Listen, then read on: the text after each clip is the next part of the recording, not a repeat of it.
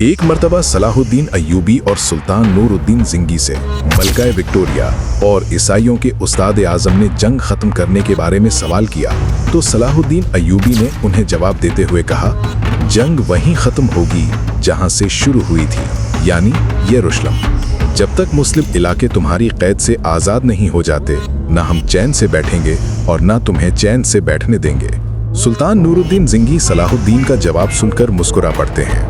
عیسائیوں کا استاد اعظم کہتا ہے، کیا مسلمان اب تک یروشلم کے خواب دیکھ رہے ہیں؟ سلجوقی تباہ ہو گئے، اناطولیہ زوال پر ہیں۔ مسلمان ممالک کے ہر امیر نے اپنی 1.5 اینٹ کی مسجد بنا رکھی ہے۔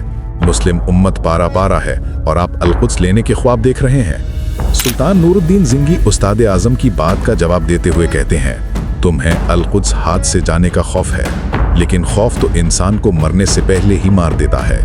جلد ہی مسلمان متحد ہو جائیں گے اور مقصد سے جڑ جائیں گے اور دوبارہ اسلامی ہلال القدس پر لہرا دیا جائے گا۔